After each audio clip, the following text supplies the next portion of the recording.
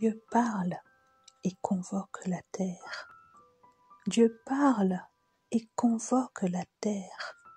Du soleil levant jusqu'à son couchant, Dieu parle. Dieu parle et convoque la terre. Il ne reste pas en silence notre Dieu. Dieu parle et convoque la terre. Psaume 50, versets 1 à 7. Es-tu attentif, mon frère, ma sœur? Suis-je attentive à la voix du Seigneur? Est-ce que l'Église est attentive à la voix de l'Éternel? Oui, Dieu parle, Dieu parle, Dieu parle. Il a des choses à nous communiquer, il a des instructions à nous communiquer, il a des directives, des révélations à communiquer à son peuple que nous sommes. D'ailleurs, il le dit bien au psaume 50, verset 5, « Rassemblez-moi mes fidèles qui ont conclu une alliance avec moi. » Au verset 7, « Écoute mon peuple et je parlerai, Israël et je t'avertirai. » Oui, le Seigneur veut nous parler, le Seigneur veut nous avertir, le Seigneur veut nous révéler ses pensées secrètes, le Seigneur veut nous révéler des choses cachées, inconnues de nous, comme il est écrit dans Jérémie 33, 3. Est-ce que nous prenons le temps de l'écouter? Est-ce que nous prenons le temps de l'entendre? Est-ce que nous avons ce temps-là pour lui? Est-ce que nous lui consacrons du temps? Car il veut nous parler. Oui, les temps sont mauvais. Notre siècle actuel est corrompu. C'est écrit dans 1 Timothée 4. Les temps sont mauvais, mon frère, ma sœur, et nous avons tant besoin d'être attentifs à la voix de Dieu pour recevoir de lui ses directives, ses instructions. Nous avons tant besoin de sa direction, de sa précision, de son orientation, de sa lampe, de sa sagesse, de sa révélation. Alors écoute mon peuple et je parlerai. Écoute mon frère, ma sœur. Écoutons, Église de Dieu, le Seigneur, notre Père, notre Papa nous parler. Prenons ce temps-là. Prenons le temps de l'écouter. Le jeune Samuel, dans 1 Samuel 3, dormait dans la maison de l'Éternel. Il servait dans la maison du Seigneur. Et pourtant, la Bible dit que la parole de Dieu ne lui avait pas encore été révélée au verset 7. Oui, nous pouvons servir Dieu. Nous pouvons être en Christ depuis plusieurs années. Nous pouvons entreprendre beaucoup de bonnes choses pour lui, être engagés dans beaucoup d'activités, faire des bonnes œuvres. Et pourtant, ne pas connaître la voix du Père, ne pas reconnaître la voix du Seigneur. Nous pouvons être éloignés de cette voix. Quelle est la voix que tu entends? Quelle est la voix que nous entendons? Quelle est la voix que nous écoutons? Ô Seigneur, aide-nous. Aide-nous. Et pourtant, cela n'a pas empêché le Seigneur de désirer ardemment cette communion avec Samuel. Au verset 10 de 1 Samuel 3, il est écrit que le Seigneur appela Samuel comme chaque fois. Comme chaque fois, il appela Samuel. Son désir est resté le même.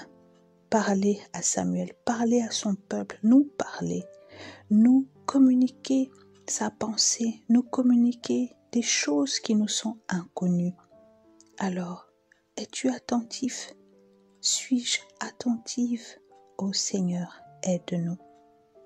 Et il est parfois difficile de reconnaître sa voix ou de connaître sa voix comme Samuel.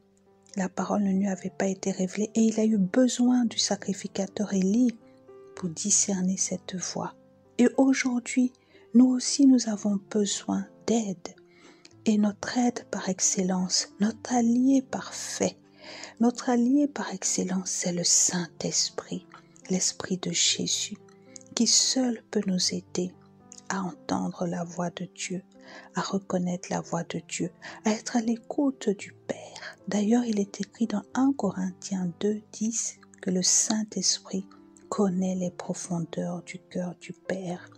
Il est celui qui peut véritablement nous aider à connaître cette voix, à entendre cette voix. Alléluia, alléluia, alléluia, alléluia.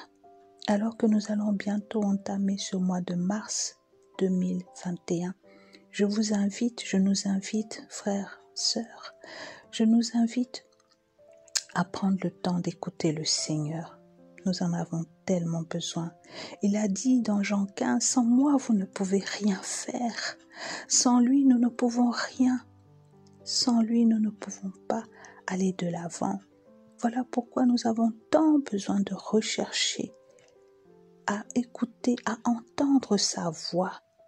Alors que nous allons commencer ce mois de mars, prenons le temps de nous poser, ne serait-ce même que 15 minutes par jour de ces 31 jours du mois de mars, pour noter, écrire nos sentiments, nos impressions, ce que nous recevons de lui. Et je suis persuadée qu'il va nous parler. Je suis persuadée que si nous prenons le temps de l'écouter, le Seigneur, notre Papa, va nous parler. Comment faire encore? Eh bien, il faut croire que c'est possible de l'entendre. Croire que Dieu peut te parler, mon frère, ma sœur. Au milieu de tes troubles, au milieu de tes agitations, le Seigneur peut te parler. Tu peux commencer petit à petit en écrivant, en écoutant, en méditant la parole de plusieurs manières. Et je suis sûre que tu atteindras certainement des grandes choses, les sommets. Tu parviendras certainement à discerner sa voix aussitôt en t'exerçant petit à petit. Et pour toi qui ne connais pas encore le Seigneur Jésus-Christ, je t'invite à l'accueillir dans ton cœur comme ton Seigneur et comme ton Sauveur. Et alors l'Esprit de Jésus-Christ, l'Esprit Saint, prendra toute la place et il t'aidera. Il t'aidera certainement. Il t'aidera certainement à entendre la voix du Père, car il désire communiquer et communier avec toi, avec moi, avec nous. C'est son désir ardent. C'est son désir ardent. Merci Seigneur pour ta parole. Merci de faire de nous des auditeurs alertes, attentifs à ce que tu veux nous communiquer, à ce que tu veux nous révéler. Merci Seigneur, parce que tu désires tant communier avec nous. Tu désires tant notre présence. Tu désires tant que nous soyons proches de toi. Oui, cette année 2021, aide-nous à véritablement rechercher ta face, rechercher ta présence. Aide ceux-là qui savent écouter et qui savent mettre en pratique ce que tu vas nous communiquer. Gloire à ton nom, Seigneur.